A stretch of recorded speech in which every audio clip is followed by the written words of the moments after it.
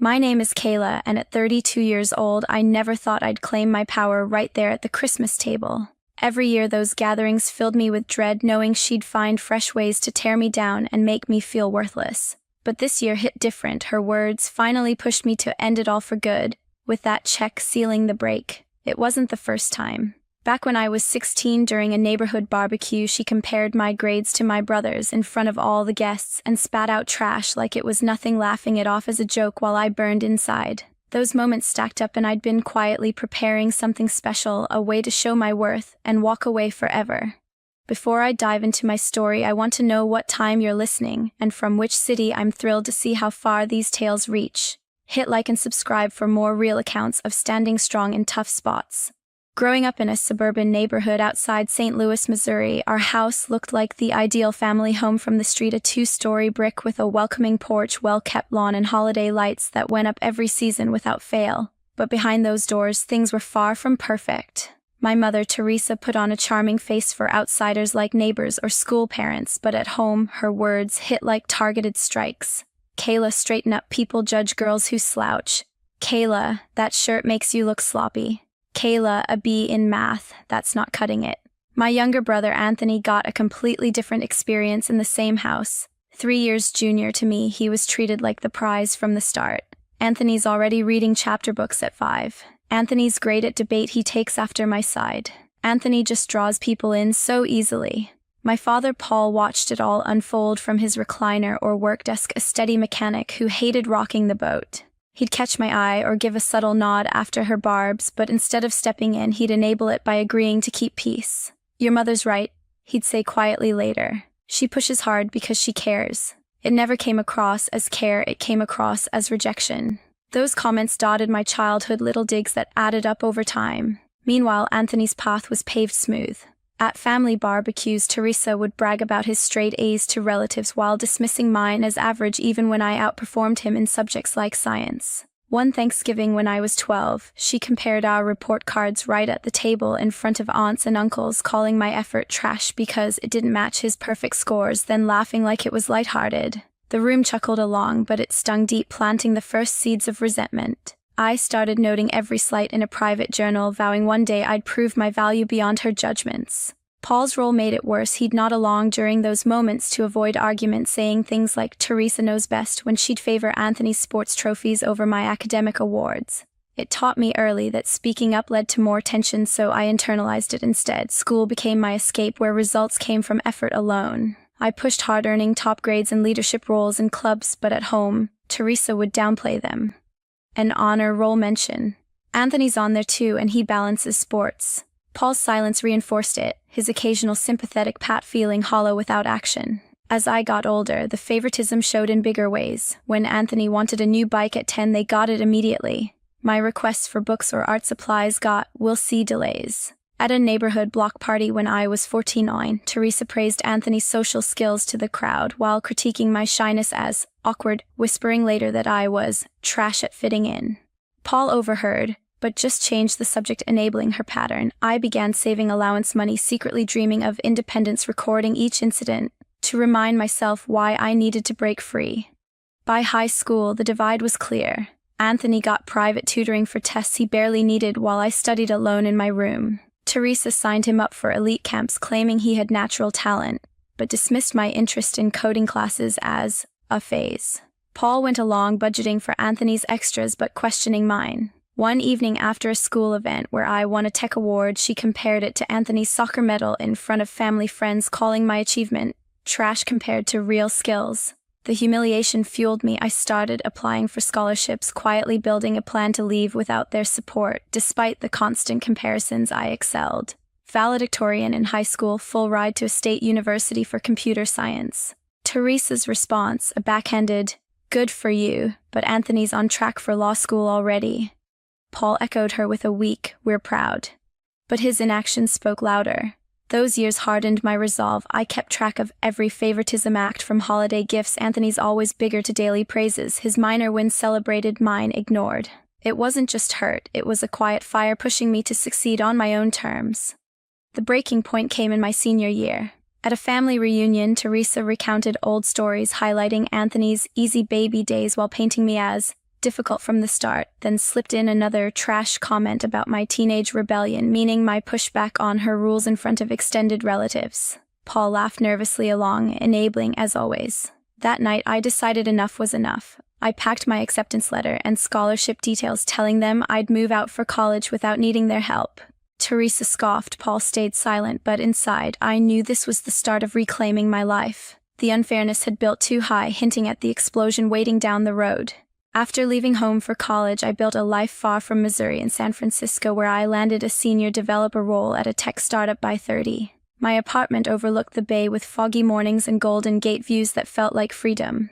I had close friends, a rescue dog named Cooper who greeted me with sloppy kisses, and a career that kept climbing lead on a payment app that hit national tech blogs last year. From the outside, I'd made it, but family gatherings still dragged me back to that kid desperate for approval that never came.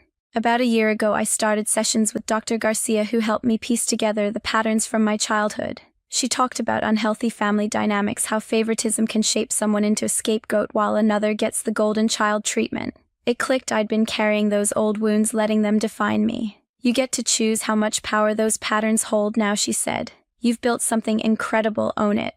Her words lit a spark, but not just for healing. I twisted them into something sharper, a quiet excitement to finally show my worth, not just with words, but with something undeniable. I'd been saving, aggressively funneling bonuses and side projects into a separate account. One evening, sitting in my apartment with Cooper sprawled across my lap, I checked the balance, $50,000. A smile crept up as I imagined sliding that check across the table, shutting down years of being called trash with cold, hard proof of what I'd built. It wasn't just money, it was my way of flipping the script, turning their dismissal into my power. I didn't tell Dr. Garcia about this plan. I framed it to her as setting boundaries, but deep down I was gearing up for a showdown. When the Christmas invite came, my gut said skip it. I had a solid excuse, a work conference in Seattle overlapping the holiday. But the more I thought about it, the more I wanted to go, not to please anyone, but to face them on my terms. Dr. Garcia had said boundaries meant deciding who gets access to you, and I took it as permission to walk in ready to end things if it came to that. The idea of that check in my purse, my ace in the hole, made my pulse race, not with fear but with anticipation. I prepped like it was a mission. Made a roasted beet salad knowing my mother would find fault but wanting to show up anyway. Picked a navy cashmere sweater and tailored pants, professional yet festive, with a silver necklace that screamed quiet success. Practiced responses to the usual jabs on dating, I'm good. Focusing on my path. On comparisons, everyone's got their own pace. I ran through Dr. Garcia's advice like a mantra, you're not that kid anymore. You control the narrative now. The night before the trip, I sat at my desk, Cooper snoring nearby, and reviewed my account again. The number stared back, $50,000, my years of hustle in digits.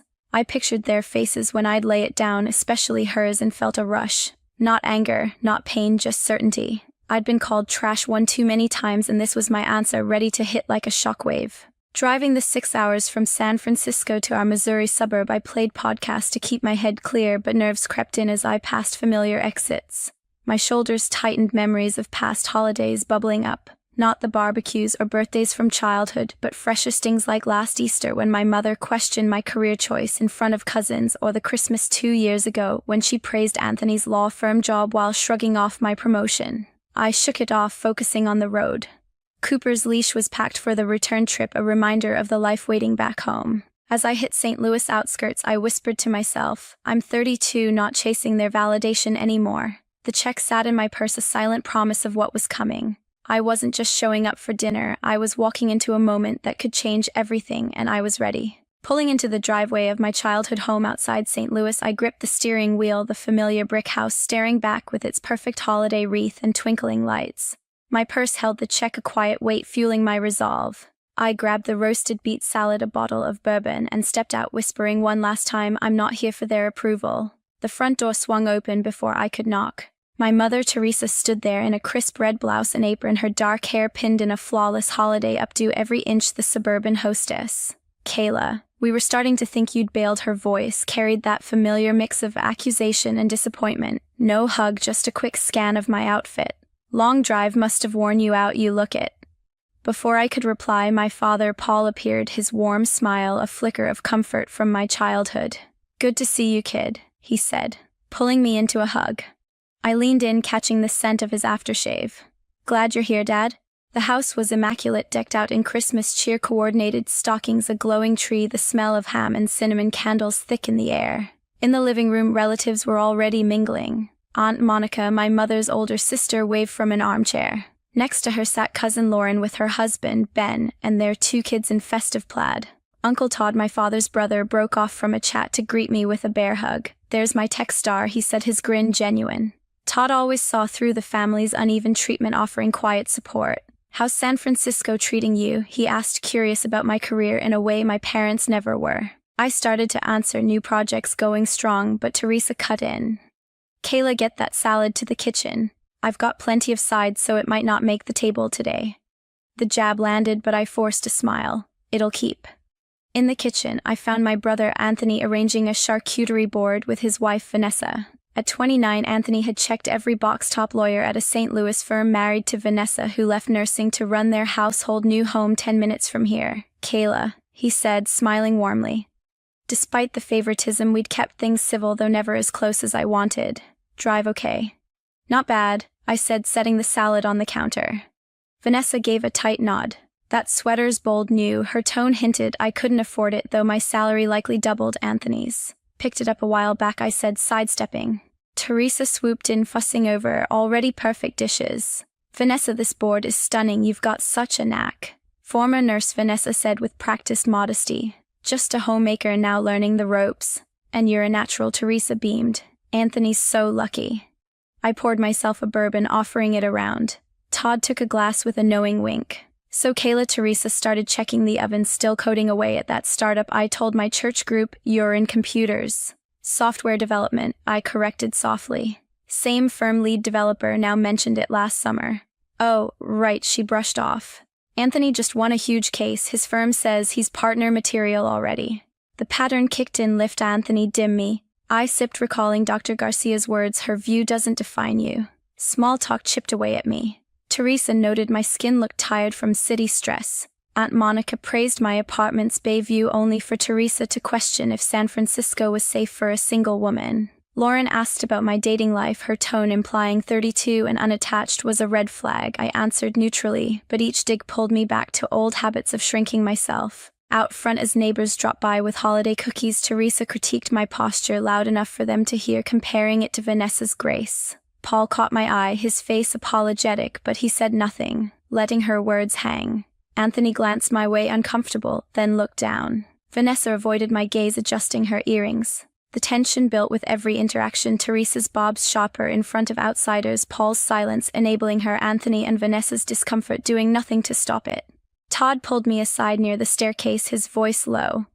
"You holding up? She's relentless tonight." "Same old," I said, forcing a grin. He squeezed my shoulder. "Your success bugs her. She can't handle you doing things your way." Before I could respond, Teresa called out, "Everyone, dinner's ready, find your place cards." In the dining room, I saw my seat far from Todd, between Ben, who barely spoke, and Monica's friend from church, a stranger. Classic isolation move. The table sparkled, white linens, heirloom china, crystal catching chandelier light, a centerpiece of pine cones and red berries. Teresa's obsession with appearances screamed through every detail, as if perfection could mask the cracks. As we sat, she announced, the gratitude round her voice bright but edged. My heart sank, knowing this tradition was a minefield of veiled jabs, each one setting the stage for something bigger. Her eyes locked on me, and I braced for the storm. As the gratitude round began, my mother, Teresa, stood at the head of the table, her smile polished but sharp, the Christmas chandelier casting a glow on her perfect hostess act. "I'm so thankful for this family," she said, voice dripping with performance, "especially for Anthony and Vanessa, who always make time to visit and bring such warmth." Her eyes flicked to me, a pause heavy with intent. "And Kayla for squeezing us into her busy city schedule." The jab landed, framing my San Francisco life as selfish neglect. I gripped my fork, keeping my face neutral. My father, Paul, went next, mumbling about health and good fortune, safe as always. Anthony thanked his law firm for new opportunities and Vanessa for her support, his glance at me apologetic but fleeting. Vanessa gushed about family traditions, her tone pointed as she eyed me, the career-driven outlier. When my turn came, I kept it short, grateful for growth in these gatherings, I said, voice steady. Teresa's lips twitched, expecting more, groveling for her hospitality. Food past ham, mashed potatoes, green beans, and talk shifted to family updates. Cousin Lauren shared stories of her kids' holiday pageant met with Teresa's loud praise. Then she pivoted to children in general, pulling out her phone to show photos of a neighbor's new grandbaby. "Precious little thing," she said, passing the phone. Everyone cooed. When it reached me, I smiled. "Sweet kids. Nothing like grandkids." Teresa sighed, staring at me. "Hope I get to experience that joy someday." Anthony shifted uncomfortably. "Mom, we've said we'll start when ready." "Of course, dear." She patted his hand. "You and Vanessa will be amazing parents." Then, unable to resist, she added, "Though Kayla should think about it soon. 32's not getting younger." The table quieted. I took a slow bite of ham, chewing deliberately. "I'm happy with my life as is," I said evenly. "Not everyone needs the same path." "Oh sure," Teresa replied, her sweetness fake. "Some women choose work over family. Hope that doesn't lead to regrets." Uncle Todd tried to shift gears. "Kayla, tell us about that app launch. Saw it in the news." I started explaining our fintech project, but within seconds, Teresa cut in. "Speaking of success, Anthony's up for partner youngest in his firm's history." Anthony looked down. "Mom, it's not locked in yet." But she barreled on, detailing his brilliance, drowning out my moment. Todd caught my eye, shaking his head slightly. As Maine's continued talk veered to local news and holiday plans, Paul steering away from politics when it crept up. I spoke minimally, focusing on my plate, silently repeating Dr. Garcia's words, "You control your narrative." But Teresa wove in jabs: "My city lifestyle too hectic, my cooking skills lacking, even my dog Cooper inferior to purebreds." By the time plates cleared, I'd counted a dozen slights, each one stoking the fire I'd carried from San Francisco. Dessert arrived, pecan pie. Teresa's pride and talk turned to family memories, a dangerous territory where she rewrote my past. "Remember when Kayla broke that ornament at 7, she started framing me as clumsy." "Kids mess up, Mom," I said lightly. "Anthony never did," she countered. "He stayed out of the kitchen," Aunt Monica noted, but Teresa ignored her. "Kayla was always less graceful than others. Piano lessons didn't stick, unlike Vanessa's talent." The old shame hit, memories of failed recitals under her critical gaze. I pushed it down, sipping coffee. Todd jumped in. "Kayla crushed it in high school coding competitions, real skill there." Teresa waved it off. "On skills, Anthony's legal briefs are taught in his firm now." The redirects piled up, my charity work countered by Anthony's pro bono. Monica's question about my apartment twisted into praise for Anthony's new house. By my second pie slice, I'd tallied 9 direct comparisons, 5 lifestyle digs. The room felt warmer. Paul loosening his tie, Todd's sleeves rolled up, only Teresa pristine. Talk hit family traits. Anthony inherited Paul's logic, Vanessa their charm. Then Teresa pivoted to the past. "Before Anthony, Kayla was our only child, always in the way," she said, her tone sharpening. "I was 5, I pointed out, smiling to stay calm. Yes, so needy, threw fits if plates weren't right." Monica softened it. "Kayla doted on Anthony when he arrived, always singing to him." For a moment it felt kind, but Teresa twisted. "Kayla struggled when Anthony came. We weren't ready for kids so soon after marriage. She changed everything." The air tightened. Paul coughed. "Teresa, maybe clear the desserts." "Just being honest," she said, voice pitching higher. "We were newlyweds when I got pregnant with Kayla, had to scrap our Europe plans. Paul stuck in that mechanic job instead of his own shop." My ears buzzed. Not new, but so blunt here. Mom, Anthony started uneasy. "Oh, Anthony was planned," she pressed, ignoring him. We waited, set up properly. She took a delicate bite of pie, then struck. "Kayla was trash. Wish you'd never been born. Sometimes life would have been easier." She laughed lightly, expecting agreement. Nervous chuckles followed. Vanessa giggled. Lauren smiled awkwardly. Paul gave a strained laugh, eyes on his cup. Only Todd, Monica, and Anthony stayed silent, shocked, glancing between us. The room slowed.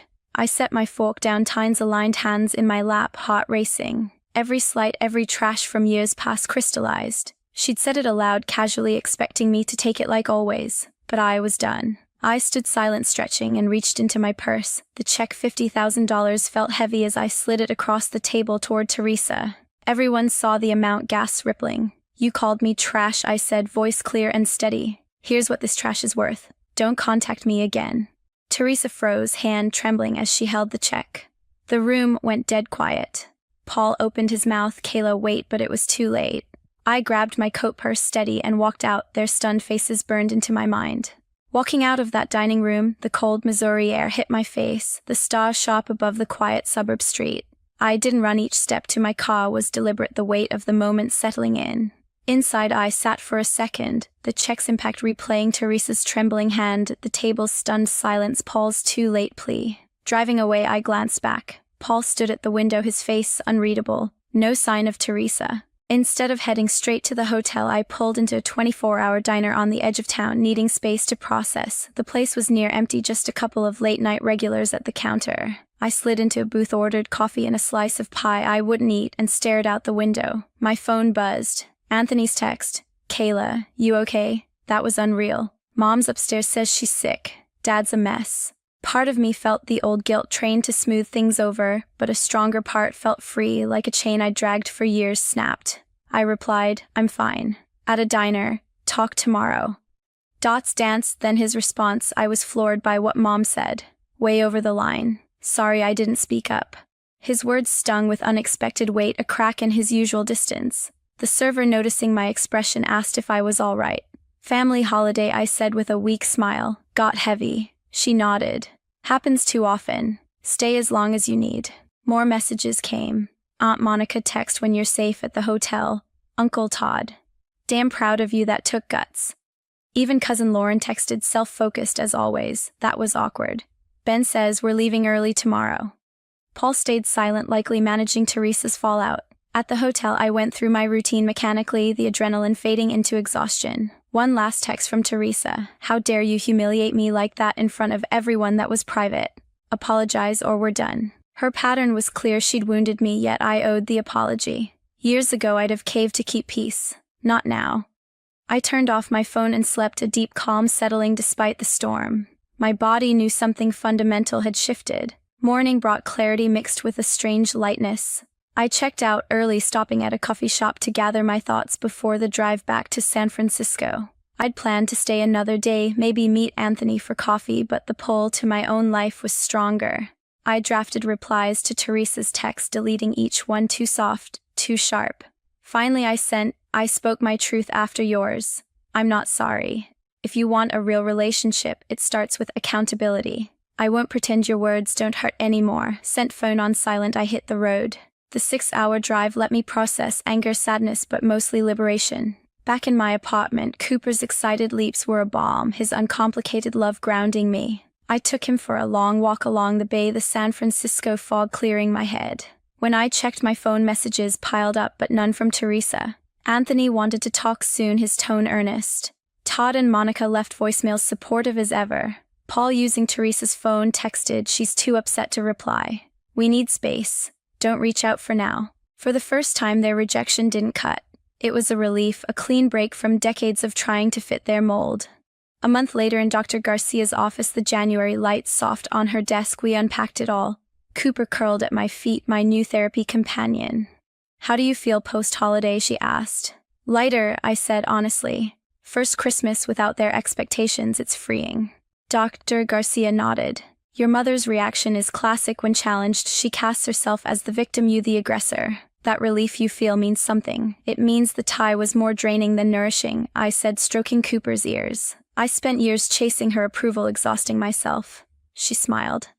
"That awareness is your strength now. How's it showing up elsewhere?" It was everywhere. I spoke up bolder in work meetings, landing a promotion to team lead. I ended a stale dating situation that felt forced. I even called out a rude coworker who'd been passive-aggressive for months. Setting boundaries got easier after facing the toughest critic. Meanwhile, word spread in our Missouri suburb. Monica shared that neighbors whispered about Teresa's outbursts, some siding with me after hearing about the check. The community judgment stung her. She canceled her usual book club, citing stress. Anthony called a week later in town for a conference. We met at a San Francisco cafe, the awkwardness fading fast. "I'm sorry," he said over coffee. "I let Mom's favoritism slide too long. It was easier than fighting her." His honesty hit hard. "We were both caught in her script," I said. "But I could have been better," he insisted. What she said at dinner wasn't new. I should have called it out years ago. We talked for hours, unpacking our different childhoods. His guilt from being favored, my hurt from being sidelined. "Vanessa fits Mom's ideal," he admitted. "Sometimes I wonder if that's why I chose her." I shared my own truth. San Francisco was partly an escape, my wins sweeter without her diminishing them. That lunch marked a new start for us, fragile but real. Spring came and Teresa stayed silent. Paul tried to call, his voice strained. Kayla, can we talk? Your mother's struggling, maybe you could apologize to smooth things over. I cut him off. Dad, I'm done pretending her words don't hurt. No contact unless she owns it. He sighed and I hung up, blocking their numbers. It wasn't anger, just clarity. Acquaintances said Teresa spun the story, painting me as ungrateful herself, as blindsided. It didn't faze me anymore. By summer, my life had shifted. A bigger role at work, new friends from a hiking group, a guy I started seeing who valued my directness. The inner voice echoing Teresa's jabs quieted, replaced by confidence. Therapy with Dr. Garcia moved from healing to planning what I wanted next. She was proud. That check wasn't just money, it was a boundary, a reclaiming of your worth. A year later, I hosted a small Christmas in my apartment. Monica taught Anthony without Vanessa and close friends. No Teresa, no Paul, no old weight. The table felt like family chosen for care, not obligation. Looking around, I felt gratitude for the moment that broke me free. From this I learned cutting unhealthy ties isn't selfish, it's survival. I used to think enduring was strength, but true strength is protecting your peace, choosing who gets access to you. To parents, I'd warn favoritism scars kids differently, but deeply avoid it, see each for who they are. To anyone stuck in a cycle like mine, recognize the signs early, set boundaries, and don't fear walking away for your own fulfillment. You're worth it. My name is Sally Blanton, and I had just turned 30 when my world cracked open like glass dropped on stone. At that time, I thought my life was steady, predictable in the best way. I was a software engineer at a mid-sized firm pulling in a solid salary. Nothing flashy, but enough for comfort, enough for plans, enough for love. And love was what I thought I had with Justin, the man I'd been with for 5 years. We'd met in college back when he was studying marketing. He brimmed with big dreams, talked about climbing corporate ladders, traveling, living loud. I was quieter, more grounded. I believed that consistency was its own kind of romance. When Justin landed his first job in another city, I didn't hesitate. I packed up my life, transferred departments, and moved with him. I even turned down a promotion in my hometown so I could be by his side. For years, I carried more than my share of the weight. Rent, groceries, student loans. When his entry-level paychecks couldn't stretch, I filled the gaps. Your wins are my wins, I used to tell him, and I meant it. That was the rhythm of us. I built the foundation, and he promised the future. But cracks don't announce themselves with explosions. They whisper. Justin grew fascinated with social media, the kind of content filled with alpha male gurus and women promising magnetic, irresistible feminine energy. At first it was harmless, scrolling something I teased him about when I caught him watching self-help reels. But it shifted. Soon I became the target of comparison. He'd laugh about women online who knew how to light up a room, then glance at me as if I'd failed some secret test. At parties, he'd make remarks like how his coworker had this natural spark that I should take notes from. I brushed it off at first. Everyone vents. Everyone jokes. But the sting lingered. Because behind his words was a message I wasn't enough. By the time my 30th birthday arrived, I thought we were climbing back to something normal. He insisted on making the night special. Cooked my favorite meal, lit candles, poured wine. I walked in tired from work, but hopeful, smiling at the sight of our little apartment glowing with warmth. We laughed through dinner, shared stories, clinked glasses. For a moment, it felt like the love I remembered. And then he slid a wrapped box across the table. Happy birthday, babe. I think this is exactly what you need. I tore the paper, expecting maybe the watch I'd hinted at or the photography class I'd bookmarked online. Instead, staring back at me was a glossy paperback. How to Be More Feminine, Unlocking Your Inner Goddess. A woman in a red dress graced the cover, her body posed like an advertisement. I froze, blinking at the title as if it would rearrange itself into something else. Something kinder. I laughed nervously. What's this? Justin leaned back, swirling his wine. Constructive criticism. You've been predictable lately. Comfortable. I love you, Sally, but... His smile sharpened. I crave more excitement. Other women, they have this energy, this presence. You don't. Not anymore. The words fell like stones into silence. My stomach knotted. The refrigerator hummed in the background, louder than my heartbeat. You've been thinking about other women. My voice barely rose above a whisper. He didn't flinch. I haven't done anything. Yet. But yes, at the gym at work. They have this glow, this confidence that makes my pulse race. You're steady, sure, but you're boring me. I got you this book to help.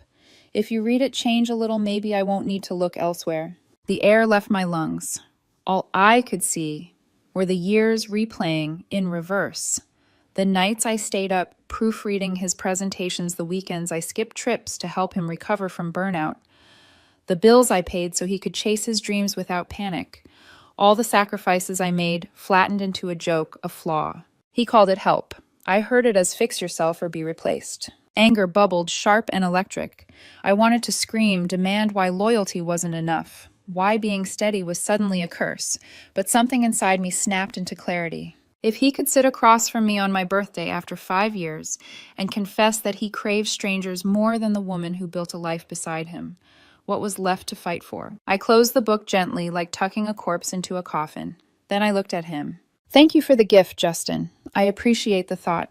His smirk faltered. "That's it, you're not mad. Come on, Sally. This is constructive. If you put in the effort, we could be amazing again." I rose from the table, sliding into my jacket. "No need. You've been clear." He scrambled to follow. "Wait, it's your birthday." "Don't overreact. Women need to embrace their femininity. It's biology. We could fix this if you just—" I gripped my keys. His tone was smug, certain I'd crumble, beg him to stay. Instead, I nodded once. "Got it. Enjoy your night." I walked out. No door slams, no dramatic tears, just silence, my heels clicking against the hallway floor. That night, I checked into a modest hotel room downtown and lay awake staring at the ceiling. The book still burned in my memory, its glossy cover mocking me. But beneath the sting, a quiet resolve took root. If he couldn't value the woman I already was, I wasn't going to rewrite myself for him. That birthday marked the end. I didn't go back the next day. Instead, I texted Justin a single message: "We're done. I'll arrange to get my things." Nothing more. No pleading, no explanations. I hired movers for my share of the furniture, sorted the lease paperwork through email, and blocked his number once logistics were finished. Clean. Surgical. It wasn't about punishing him, it was about survival. For weeks, my phone buzzed with his messages. "Where are you? This is ridiculous. Come home so we can discuss this like adults." But the more he pressed, the more I pulled away. His words no longer held power. I moved into a small one-bedroom condo closer to work. The place was quiet, almost too quiet at first, but the silence was mine. I filled it with candles, books, the hum of my own playlists, instead of his endless self-improvement podcasts. Work became my anchor. The promotion I'd once turned down was still on the table. Longer hours, more responsibility, but also recognition. This time I said yes. For the first time in years, I wasn't trimming myself down to fit Justin's dreams. But even with progress, the nights could be cruel. I'd sit alone replaying his words, predictable, boring, craving other women. Each phrase clawed at me. Why was loyalty a flaw? Why was stability mocked? I started journaling, pouring the venom out of my chest and onto paper. In those messy pages, I saw something I hadn't noticed before. Justin's obsession with excitement wasn't about me being inadequate. It was about his own emptiness. Therapy helped too. A few sessions reminded me of what I'd ignored for years, how I'd silenced my own needs to keep him comfortable, how often I'd mistaken sacrifice for love. Slowly, I built myself back up. I joined a fitness class, not because Justin ever pushed me to, but because movement cleared my mind. I joined a weekend hiking group, letting the rhythm of my boots on the trail ground me. I even picked up photography capturing still frames of the world that felt more stable than my past. The more I poured into myself, the more the sting faded. It wasn't an overnight transformation. There were nights I wept, nights I wanted to scream, nights when loneliness echoed louder than any therapy mantra. But each morning, I woke up in a space that was mine, and that reminder stitched me together again. Meanwhile, whispers about Justin drifted into my orbit through mutual friends. Apparently, he was diving headfirst into the alpha paradise he'd fantasized about. First, a glamorous woman from his gym tattoos, selfies, captions about wild nights, Justin paraded her around like a trophy, bragging to old friends about how electric it was. But the thrill fizzled. She ghosted him after 2 months, trading him for someone richer, leaving him exactly where he'd left me, discarded and confused. The irony was almost too sharp. Then came another, an entrepreneur type with a flashy smile and louder ambitions. She moved in with him quickly, the way fast-burning fires do. Friends told me Justin posted photos with her, tagging them with phrases like leveled up and finally found my match. I didn't stalk. I didn't care enough to. But sometimes in the quiet of the night, I wondered if he'd finally found what he was chasing. Yet something in me knew what he craved was hollow, and hollowness has a way of caving in on itself. As I sat one evening in my condo, a cup of tea warming my palms, I realized something simple but monumental. Justin's opinion no longer defined me. I wasn't boring. I wasn't replaceable. I was rebuilding a life on my terms. And deep down, a voice whispered, "He'll learn that too, one way or another." News about Justin came to me in fragments. A mutual friend dropping his name mid-conversation, a photo glimpsed accidentally while scrolling, a whisper carried on the wind of a small social circle. I never sought it out, but sometimes the universe insists on letting you know how karma is unfolding. The first whisper was about a woman from his gym, stunning with a body sculpted for selfies and an audience that adored her. She fit perfectly into the narrative he'd been chasing, loud, glamorous, everything magnetic. Friends told me Justin was intoxicated, bragging about her nonstop. He called her electric. He said she made him feel alive in ways I never did. I remember sitting at my kitchen counter, stirring my tea, letting those words echo. Electric. Alive. I wondered if electricity burns when it fades. And it did. Within 2 months, she was gone. Ghosted him completely. Turned out her side hustle, was finding richer, flashier men to bankroll her lifestyle. Justin was just a stepping stone and accessory. When someone with deeper pockets arrived, she vanished without a goodbye. Friends told me he tried to act unfazed, online posting motivational quotes about growth and new chapters. But privately, he ranted about how women were shallow, ungrateful. The irony wasn't lost on me. Then came the entrepreneur. Her name floated around enough that I remember it even now, Samantha. She had the energy Justin worshipped, charismatic, stylish, always the center of attention. Within weeks, she'd moved into his apartment. Their social media feeds turned into a highlight reel of power. Couple nonsense, matching outfits, captions like, "Boss energy only," and "When two alphas unite." I didn't laugh. Not really. But part of me wondered how long two people obsessed with dominance could coexist before tearing each other apart. It didn't take long to find out. Behind the glossy posts, Samantha was controlling. Friends whispered about fights, her dictating what Justin wore, mocking his career, belittling him in public. He swallowed it at first, desperate to keep the facade alive. But the cracks grew. And then the controlling turned into cruelty. The shouting matches were legendary. One night, neighbors heard furniture slam against walls. Another time, she locked him out of his own apartment after a fight, tossing his clothes onto the landing like trash. I wasn't there, but I could picture it. The man who once sneered at my predictable love standing in a hallway, humiliated, his trophies scattered at his feet. By the 6-month mark, Samantha had drained his savings chasing her luxury fantasies, vacations, designer bags, networking events he couldn't afford. And when his credit cards maxed out, she left just like the one before her. Discarded again, this time with debt as a parting gift. Meanwhile, I was quietly thriving. Work was demanding but rewarding. I was leading a team, traveling for projects. My weekends were filled with hikes, laughter, and the crisp click of my camera shutter. When friends tried to update me on Justin's unraveling, I listened politely, then changed the subject.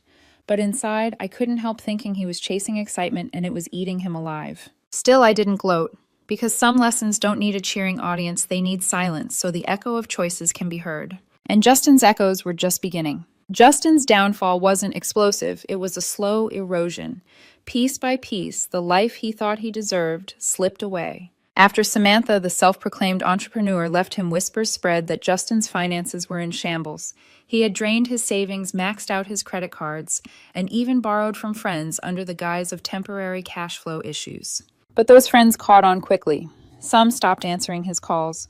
Others grew tired of his excuses and cut him off entirely. By then, his once polished image was cracking. At work, his performance suffered.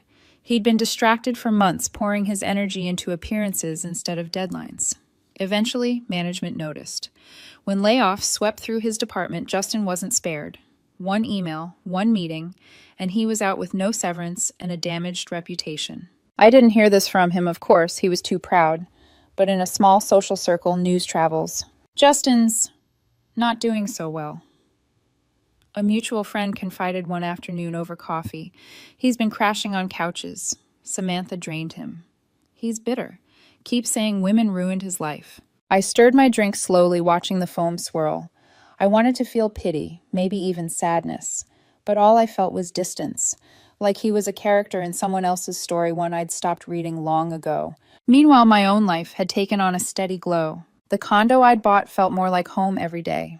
I decorated it with framed photographs from hikes, each picture a reminder that beauty doesn't need an audience. I joined a local photography group, found friends who valued presence over performance. At work, I wasn't just surviving, I was excelling. The promotion I once sacrificed for Justin became a platform for growth. My team respected me, and for the first time in years, I respected myself. The contrast between us was stark. He was losing everything. I was building anew. And still Karma whispered. One evening, scrolling through messages, I saw a text from another mutual friend. Sorry to say this, but Justin's been bad-mouthing you. Calls you cold. Says you abandoned him when he needed you most. I set the phone down, exhaling slowly.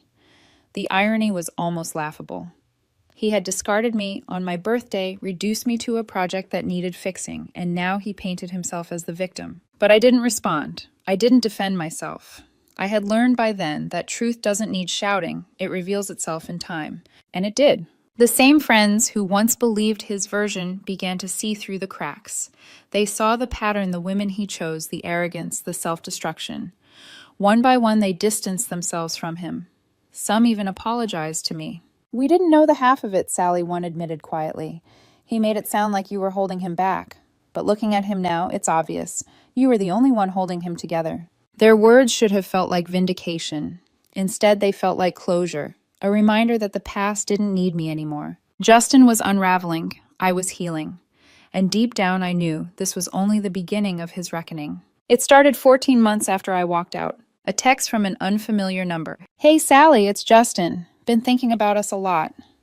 That birthday thing was stupid. I was in a weird place. Miss our talks. Coffee sometime. I stared at the screen, pulse steady. The woman I used to be, the one who bent over backwards to keep him happy, might have replied.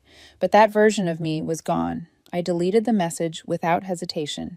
But Justin was never one to accept silence. A week later, another text arrived. Come on, don't be like this. We had good times. I know I hurt you, but people change. Let's catch up. Still, I said nothing. Then came the voicemails, his voice low and oddly soft. Sally, pick up. I saw on LinkedIn you got promoted. Congrats. I'm proud of you. Things have been rough here, but talking to you always grounded me. Call back. I listened to one, just one, then blocked the number. But Justin had a talent for persistence, and persistence turned to desperation. He found new numbers, new apps slipping past every block. Texts poured in, apologies, pleas, nostalgic memories twisted into bait. When that didn't work, he escalated. One morning, I walked into my favorite coffee shop, the one I'd been frequenting for years. Cup in hand, I turned to find him sliding into the seat across from me. Sally, he said, breathless, as though fate had orchestrated our meeting. Wow, you look good. Been working out? I set my cup down slowly, refusing to flinch. Justin, what do you want? He fidgeted with the napkin in front of him, all false humility. I messed up. Big time. Those women, they weren't what I thought. One ghosted me, another tore me apart, and I realized what I had with you was real, stable. I took it for granted. Can we try again? I've changed. His words dripped with selective memory. The same man who once mocked my stability, now begging for it. I leaned back, voice calm but firm. Sounds tough, but I'm not interested. He blinked as though I'd spoken in another language. What? No, come on, don't be like this. I know I said awful things, but it was the pressure, the influencers, the noise. I was stupid. But we can start over. Dinner. Just one dinner. No. That single syllable cracked something in him.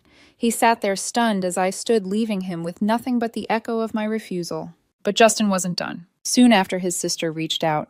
Sally, you need to talk to him. He's a wreck because of you. If you'd been more feminine, more receptive. None of this would have happened. Don't you think you owe him forgiveness? I hung up mid-sentence. The entitlement ran in the family, it seemed. Then mutual friends messaged. Sally, he's begging me to reach out. Says he needs closure. His mom's worried he's not eating. The manipulation grew obvious. He cycled through tones like costumes, apologetic, nostalgic, desperate, furious. One text would plead, "Please, I need help, I'm drowning." The next would lash out, "Fine, be a coward. You'll regret this when I'm back on top." But I didn't bend. Every message, every call, every attempt only reminded me why I left. He wasn't seeking reconciliation. He was seeking rescue, someone to patch his life back together again. And I had finally learned I wasn't his lifeline, I was my own. 2 years after that birthday, I almost forgot Justin existed. By then, my life felt whole. I had a small but steady circle of friends, weekends filled with hikes and photography trips, and a quiet joy in my own independence. And then there was Bernard, a man I'd met on one of those hikes. He was kind, grounded, with a warmth that never felt like performance. We weren't rushing to label things, but what we shared was real. No games, no roles to play. So when a mutual friend invited me to his wedding, I RSVP'd yes, without hesitation. It never crossed my mind that Justin might be there. The venue glowed with soft lights, strings of fairy bulbs weaving across the ceiling. Laughter filled the air. Glasses clinked, music played. I walked in with Bernard, his hand light at my back, and for the first time in a long time, I felt proud of who stood beside me. And then across the room I saw him. Justin, alone. His suit ill-fitting shoulders slouched. The vibrant shine he once flaunted was gone, replaced by tired eyes and a forced smile that didn't reach his face.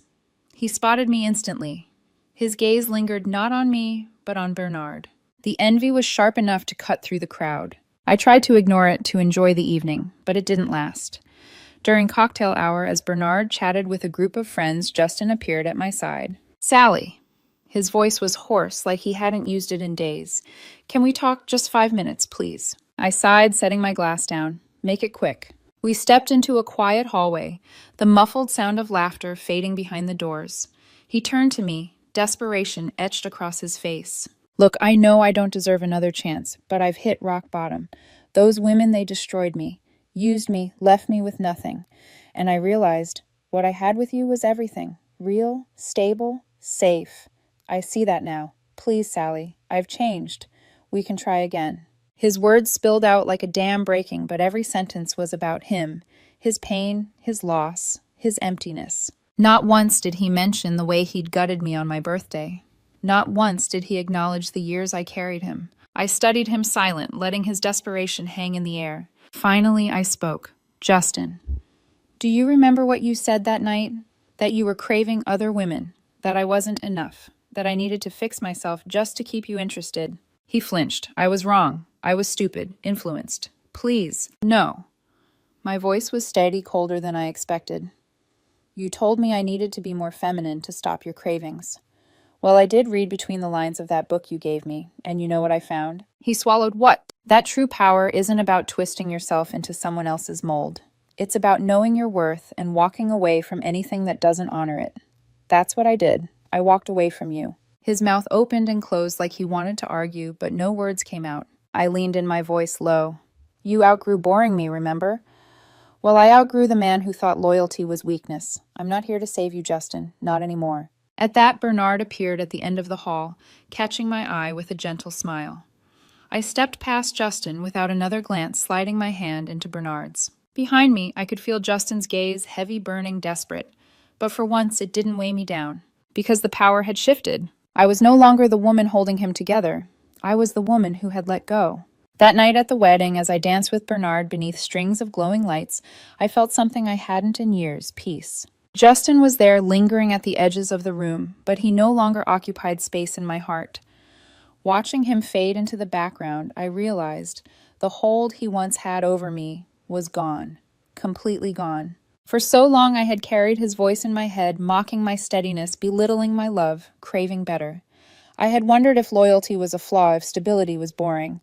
But the truth revealed itself slow and patient. The only person who ever found me lacking was him.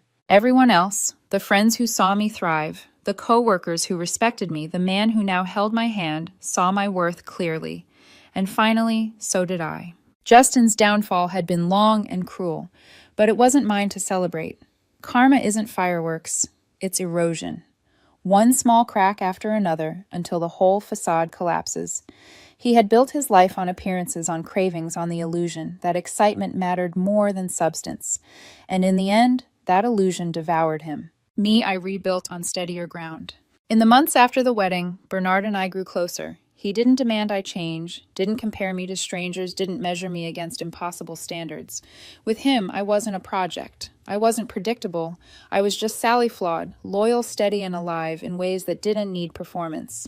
And that was enough, more than enough. Sometimes when I'm hiking with my camera slung over my shoulder, I catch myself thinking back to that birthday gift, that ridiculous glossy book. Once it cut me open. Now it makes me laugh. Because in a strange way, Justin gave me more than an insult that night. He gave me a doorway. A way out of a life where I was undervalued. I walked through it, and I never looked back. So here's what I know now, standing on the other side of it all. Walking away doesn't mean you lost. Sometimes walking away is how you win.